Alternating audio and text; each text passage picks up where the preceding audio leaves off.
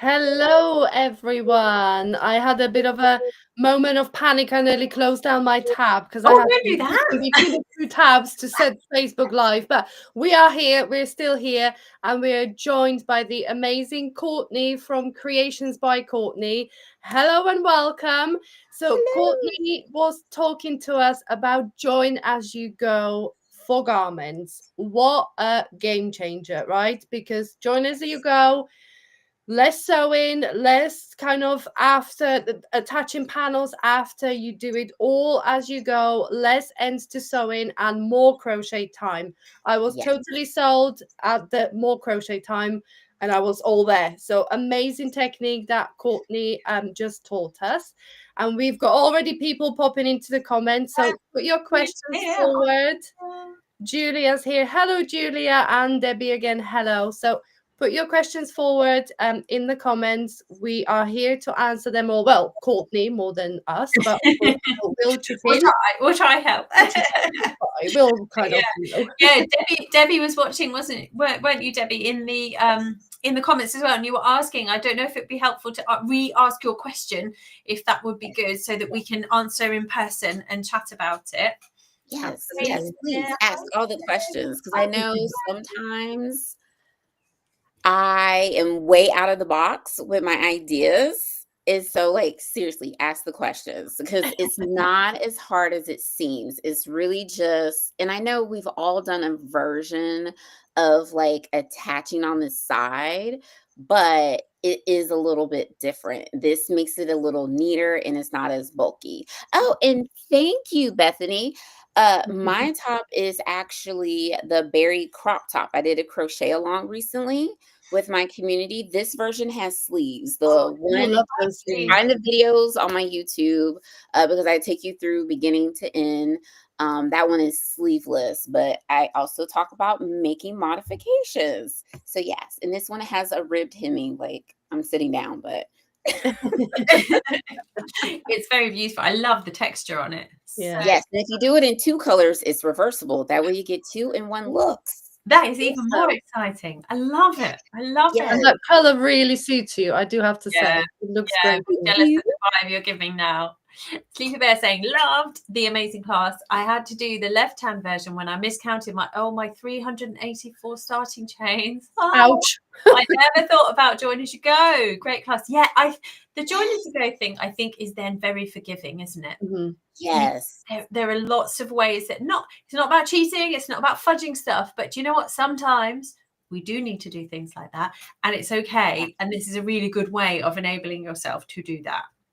Yeah. Absolutely. Because I mean, who hasn't been making that really long chain and then you've counted it 5 times and you're like, I got it. You get going and you're just in the rhythm. And then something says, check your numbers. And you're like, where did 5 stitches go?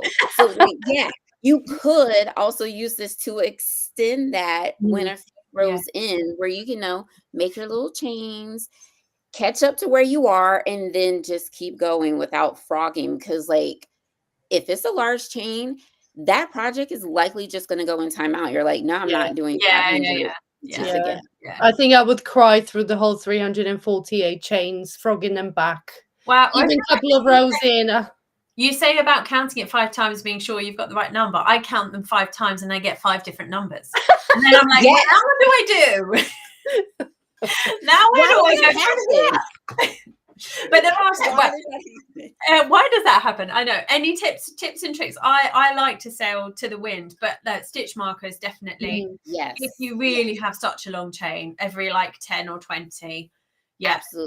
Absolutely. Even if I'm doing like 100 and say like 30 or so, I will still use stitch markers because for some odd reason, I'm like, okay, and I'm like, wait, this one should be 25. Why is the marker over here? So it's like, then I'm like, okay, let me get more stitch markers. We're going to do every 10 instead of every 20 or 25. And I'm just like, okay. I started a project the other day and I'm like, okay, I've counted this. and I was still off by like 1 stitch. I'm like, okay, the math is so right. And frustrating. so again, I did a little extension thing. That's a whole other video I should do. Like, if you're off by 1 or 2, do this. Yeah, definitely. I Yeah. was like, Um, I'd rather add extra and then take it apart than be like, oh, I gotta add. Yeah. You're saying, yeah, stitch markers every 20-25 stitches, definitely. Yes, And absolutely. everyone's agreeing with this and recognizing this too. Yeah, we're not alone. We're not alone. No, Yeah, and Sandy as well saying Edie every 10 chains. I think it doesn't really matter how far you space them apart, as long as you're consistent with how you space and you know what you've done. That's the main thing, isn't it? That's the main thing. Exactly. I And feel like it's for easier me, to count to 10 yeah, exactly. For me, over and over. go over. I get to 100. I'm good for 100, and then anything over 100, I'm like, Yeah, it all goes It's a downhill. different type of math after 100. Right? It really is. And I'm great at math, except for counting starting chains. It depends who's around me as well. As if someone's trying, literally, why do they always want a conversation when you're counting? Why? That's the rule. That's the rule. If it's not my kids, it's my dog. She does it while I'm working too. Like, I'm in the middle of meetings, and then here she comes, pay attention to me. And it's like, excuse you, like, can you like wait? Yeah. Oh dear. But yeah, the thing I loved about your presentation as well, Courtney, is that it's not just garments, is it? It's applicable for any crochet. That's the thing. That's the thing. And I want everyone to know, like, even if you're not a garment maker, don't worry about this. You can apply all of these principles. And you know, who doesn't want a nicer, neater join and all that kind, and less bulk and all that kind of stuff? All of the stuff that you've talked about, you can apply to all projects, really, can't you? Absolutely. Absolutely. Like, so most of us probably have swatches we've made, right? Why not make it an eclectic blanket? You know, like, if you're making practice swatches, you could use it and be like, let me add it to this in this new way, like joining strips in a different way. Like, if you're going to make a shawl or a blanket, again, I love making garments, so that's why, like, I've taken the time to learn from others and fiddle around with it over the years, because I don't like the seam. I will do mental gymnastics to avoid making multiple pieces. I love that. I love that. Right? I'm just like, there has to be a way to do this in the round, or be like, let me look at this. Yeah. So like the cardigan that's behind me in the video, that one, the pattern says make the back panel, make a front and 2 fronts, right? A left and a right. And I was like, yeah, I could. I thought about doing just 1 large chain, but the shaping is very particular at the arm opening for the sleeves, because they're set in sleeves. So I use that join as you go, and there is no seam. Like we would traditionally see if we seamed with the yarn needle. And that was what made me so happy. Like, it feels more tailored. Yes. Did you start with your back panel and then work the front panels, joining it as you go? Yes. So working on the left side and then also the right side. Yeah. So what's the name of that jacket? Just remind people if they want to go and find it. Is it in your shops? No, that one was from one of my pattern books from my shelves. Oh my goodness. It's like the belted jacket. It's on my shelf. Hold on. It's funny. If I make the screen, I don't know if oh no, I don't want me wider. I want there we go. I want Courtney there so that we can see it. This there is the jacket. There we go. There we go. We can see it all now. There we go. Where is it? Of course, in this moment, I can't find it, and I'm just of course not. Not now. You need it. Oh. I know the cover. Hold on. Hopefully, you'll find it. I called myself organizing my books recently. Why did this happen? Oh, I love this from Julia. There's a magic button on Crochets behind that activated when we sit down. It alerts everyone to come and bug us. Yeah, I love it. I love it. Oh, the crochet. Oh, lovely. Oh. This is how they made it. So they made wider sleeves. I did cuff sleeves. I prefer cuff sleeves. I'm clumsy, and I would have my sleeves in food or something. So it's the belted pant coat. And so I modified it because I did a graphic on the back. I put words on the back. Oh, so nice. But yeah, I was like, no, I'm not gonna sew these pieces together, get to the end and realize that something isn't lined up anymore. And that's another reason why I love this method, Mhm. because you can, like, as you attach, you're lining up every row. Yeah. You Yes. know, does that ever happen when you're trying to seam? You think you have it lined up, but then like you get towards the end, you're like, wait, why Yeah. is this? Yeah, it's gone Yeah. off. Yeah, and it doesn't need to go off by much, does it? For it to then No, It be doesn't. really off. definitely. And Exactly. that's the thing with the mattress stitch. You think like you going right row to row, row to row, and then say you get to the armhole, and then you go one extra row on one side. And you think, like, I'm sure I was lining them up properly. Yes. And it's just like, oh, and then to try to take it apart, that's more painful Especially than mattress crocking. stitch is just Right. You're just like slowly pull it apart, yeah, trying to find yeah, that thread to pull, and it just is yeah. like it just wants to disappear, wants to melt into the yarn. You'd be like, well, this is going in timeout, or at least that's what I do. Oh yeah. Yep, I like this. Joanne's saying, I love to join you as you go, so sleekless and seamless. Yeah, Yes. absolutely. It does. It elevates.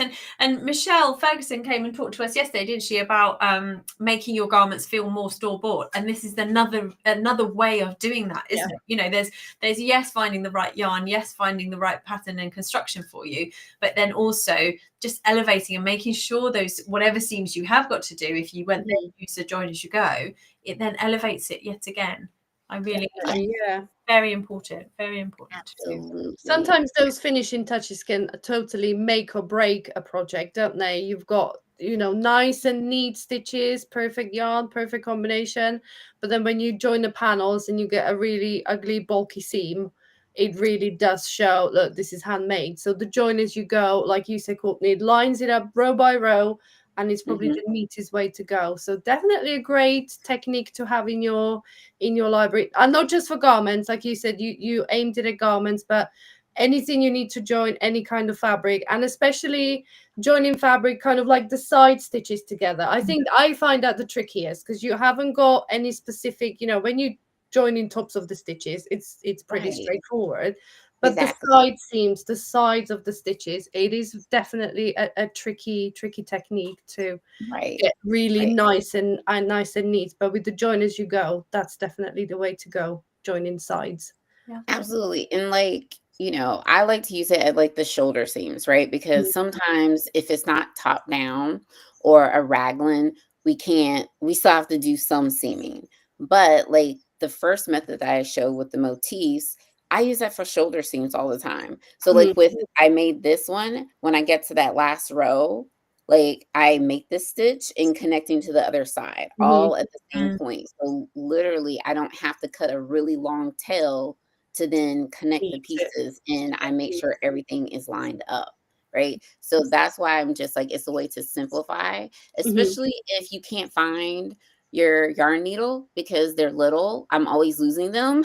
Like, I have so many, and I have them like in a little container because again, you set it down and it just disappears. So it's just a way, like, say you're out with your kids and you're so close to finishing. I don't know about you, but I want to finish right now. Yeah. Yeah. And this can do that, where especially if I'm like, oh, I'll just take my hook in the project. I don't need all the other things, because I Mhm. will do that to myself, knowing I should always have it. And it's just another way to finish. So it could be shoulder seams, it could be blankets, because I've only done one granny square blanket and I've never done it again because that was before I knew join as you go, and it just scarred me for life. I was going to say that I really like the join as you go, Granny. I don't think I've ever used it before, but I've seen it lots, and I often think, why don't I do that? I should do that. Yeah, it's so clever because you actually add the height of your round, don't you, in the joining of it. It makes so Yes, much sense. You're cutting yes, out yes, so much yes. time.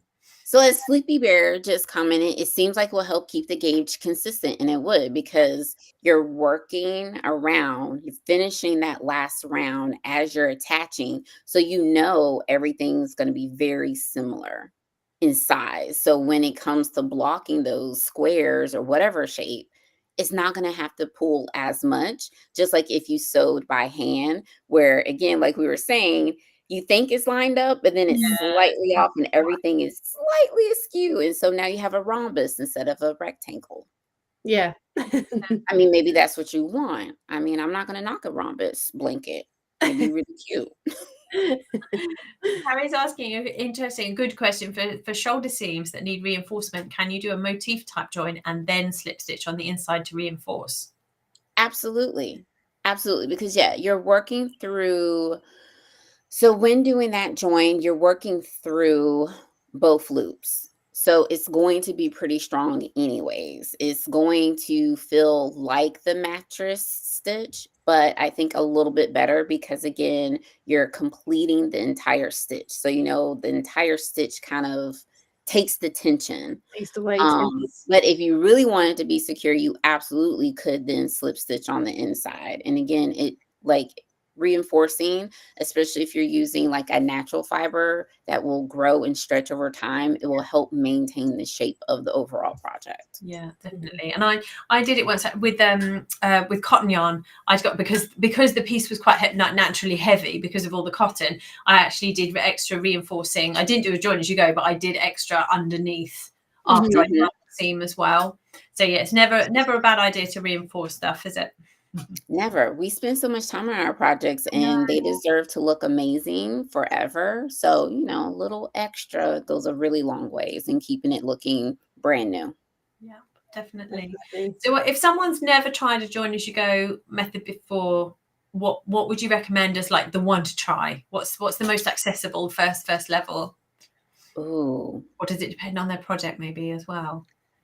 Honestly, I think the second method I feel like would be easier because yes, like if you're working on the right side versus the left side of a fabric, you're still just working in rows, versus with the motifs, what can kind of throw one off is like making sure like what's your right side versus your wrong side of the square if it's not clear.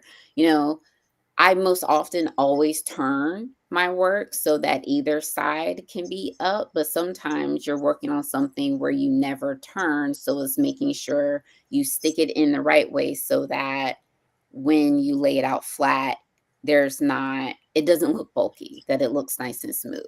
So I think actually working off to either side would be easier because it's just working in rows. So instead of chaining up, you're really just slip stitching in the other stitch. Makes sense. Definitely. Sandy's saying, I click it and then I can't see it. Sorry. I love that your join as you go is really lining things up. I've seen other methods where the pieces are still slightly off at the join. Yeah. Yes. And does it take practice? Does it take practice to get that technique right? Yeah, but really the trickiest part is just making sure you're putting your hook in the right way. So again, if you have a piece and you want to work to the right of it, it's making sure your hook goes front to back or back to front, just like when we make post stitches, right? So that's the hardest part to remember, but it's really clear to see if you put your hook the wrong way, because then it does create a little bit of bulk if you wrapped it the wrong way, if that makes sense, right? So it's really easy to see like, oh, okay, let me take that out. And again, it's just one stitch to redo. Or if you're doing a double crochet, it's just, you just pull a little bit and then just redo that last yarn over and pull through. Yeah. You could actually put a stitch marker on one side. Yes. So like just whether it's the right side or the wrong side, just put a stitch marker on that side so you can keep track of sides. Absolutely. And when you on that one side with the stitch marker, if that's the side, you go kind of front to back. When you see that stitch marker, so right, this is my front to back rather than back to front, inserting the hook. So yes. And again, like Sleepy Bear commented about maintaining gauge, that really helped when I worked on this cardigan, because like I watched the Q&A with y'all and Michelle yesterday, and she commented about that, how our gauge will change throughout the project. So again, when working on a bigger project, how you're feeling that day, how you're sitting is going to change the gauge. And it just helped when I work on it. Like everything just lined up so much better because I worked on it like over 2 weeks and, living life. And it just, I didn't run out of yarn, because that was my worry, because I dug in my stash to make that project happen. Oh dear. Oh gosh. And I think it's so much when if you're seaming in a traditional method or sewing seaming, I think it's really important to do it in one sitting, because then it's hard to come back to. I find it hard to come back to it, and it's hard to come back to it and be consistent with what you're doing. Whereas this way around, actually, you can give yourself the time and the space to do it. So although it makes it quicker, it also means you can also be more relaxed, I think, as well. Yes. And I think it saves us a little bit on yarn, because think about, like, with a big project, how much yarn you need. Like, the rule I learned early in learning crochet, like when you seam, you want it to be at least 3 times the length of the seam. That's a lot of yarn when you think about it. But if you're joining as you go, it's like this much more to connect it to the other piece, which is a lot less than, doing this 3 times because you're putting all the squares together. And I always have tons and tons, because I'm like, I do not want to run out and have to then either rejoin anew or start again. I do not want waste to do it. that. So I always do way more than I need. So I do waste more yarn, because then literally I'll have really long tails at the end. I'm like, why did I leave it so long? But I do it consistently every time.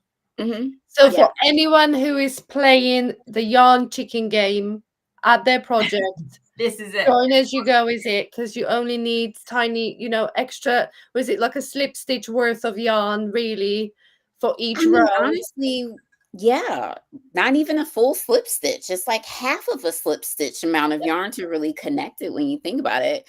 Because I was playing yarn chicken last night. I was working on a project. I was just going, and then I got to the end of the row, and I was like, whoa, that was close. I had like this much left on the row.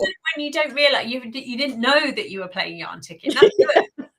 That's good. It's a happy surprise when you win. No, I didn't sign up for this game. Whereas if you kind of see it, it's down here and it's unwinding, and you're like, ooh, I still got a row to go. Right. I didn't realize how small it had gotten, because I had it like in a little pouch, like a yarn bowl, and I was just like, and then I went to turn. I was like, oh, there's nothing there. Game over. I was like, oh, okay, awesome.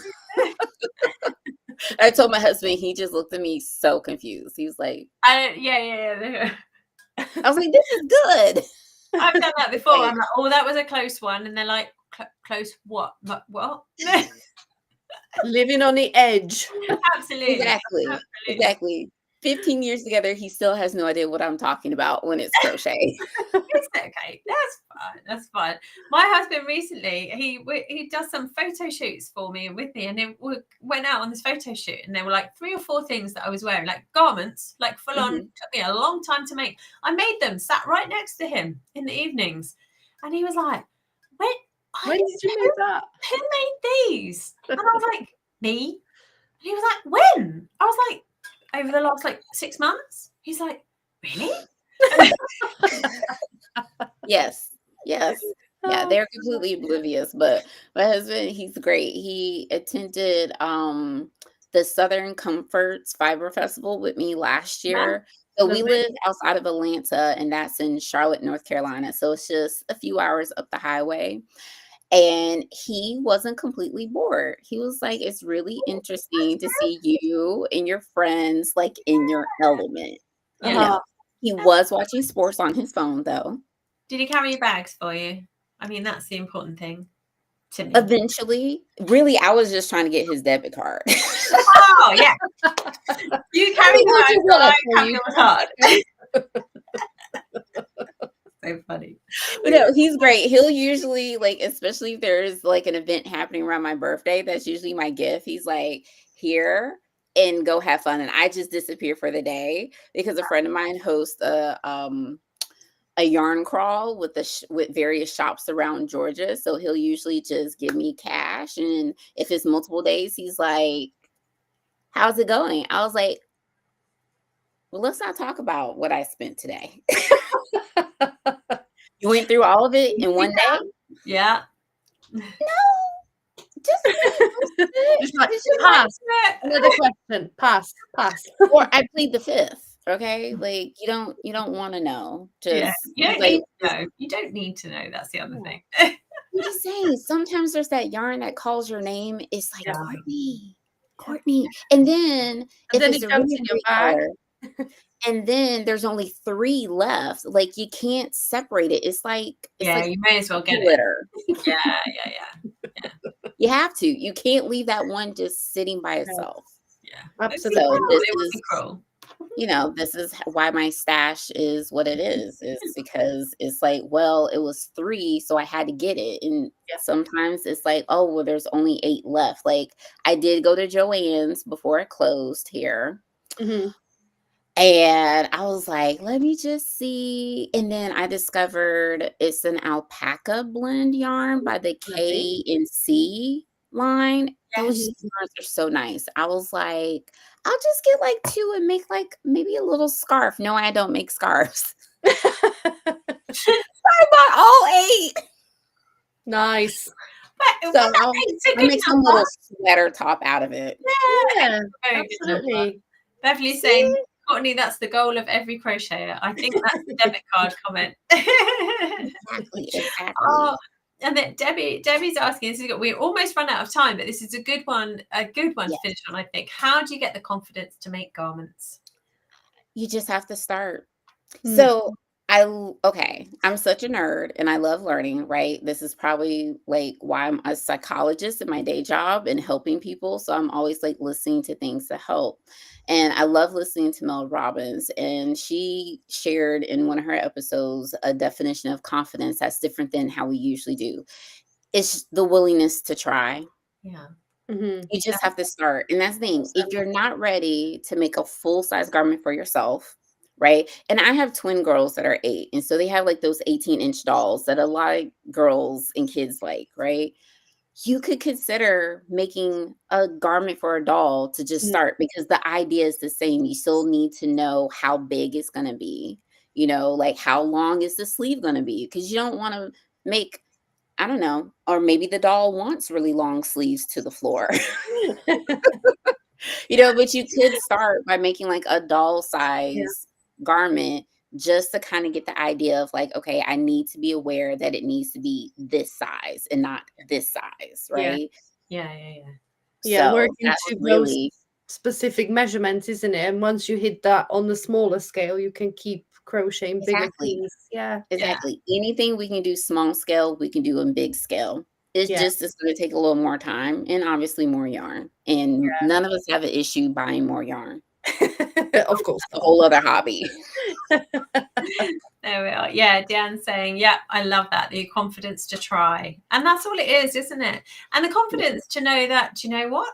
I will learn stuff along the way. I will probably get stuff wrong along the way, but it doesn't matter. And arming yourself, I think, as well with the right resources. Yes. Not trying to go it alone. Don't try and go it alone. There are so many crochet designers out there that do amazing garment patterns, that do tutorials for them, that offer support. So make sure that you find someone that you are happy to go to for that support, and will give you it. There's and the crochet communities out there are amazing. Join one. Become a part of a crochet community. They would be my tips as well. Or crochet alongs, like Courtney just mentioned. You just finished that beautiful top. So crochet alongs when a large group of people is working on the same pattern, going through the same bits, and one person might struggle with this bit, and that you all help each other and get through the tricky bits together, and you get the designer support right there as well. So for this one, because my original sample was in 2 colors, and I'm always trying to figure out how to make things easier with the color change. So I had a lot of ends on the first one, but then I sat down, figured out a way to carry the yarn and it not show, because this stitch, they're post stitches. And so if you carry along the bottom, you'll see the color pop through. So I figured out how to carry along the top. But one of the participants figured out even another way to carry the color. And that was the beauty of doing it as a crochet along, is like they shared their picture and explained it. And it's like, this is freaking fantastic. So now you have 2 options to carry the color and not have 35,000 ends. Like I almost tossed the whole project away because I was like, Oh, the end. So just very quickly, are you planning any garment crochet alongs anytime soon? Anything on the horizon? I might throw something together for this summer in a very kind of haphazard way, to be perfectly honest. Like, because I normally pre-plan things, but I had to wait for the summer schedule for my kids. And if you're willing to trust me, I think I will probably throw something like, I have this idea in my head of like some long, airy, like cardigan, duster, swimsuit cover up that like it's burning an image in my head that I think we need to just do it together. Like, I will write the pattern as we work together. Just trust the process, because I recently released a course on taking any stitch to make any garment you want, simple garment. And I want to kind of do it as a crochet along. So I might just be doing that. And if you got the VIP ticket, you do get a discount for that course. Do it. There we go. There we go. There we go. From Stitch to Style. You want it. And if you're not ready for that, my ebook, The Ultimate Guide to Garments, is freely available. Just sign up for my newsletter. Someone recently shared their progress. They took my guide. They showed me what she's made. It's freaking phenomenal. She's making a cardigan that probably comes down to her calf with what she got in my free ebook, The Ultimate Guide. Amazing. So you just have to be willing to start. If you can make a scarf, you can make a garment. Definitely. There we go. I'm with you. Oh, Courtney, it's been so lovely. We've overrun. We've run out, very much run out of time. I know. Thank you so much for joining us. Yes, thank you for having me. This is so fun. Oh, thank you. And absolute delight as always. So so pop over now. Julia said the next video has started, and it's my video. So go over to my YouTube channel, or stay on it if you're on the live here on my YouTube channel. That's confusing. And watch that video, and then we will pop back here, and just Veronika and I will be live, and we'll chat all about shawls. So thank you so much again, Courtney. Thank you for joining. You. Bye. See you soon.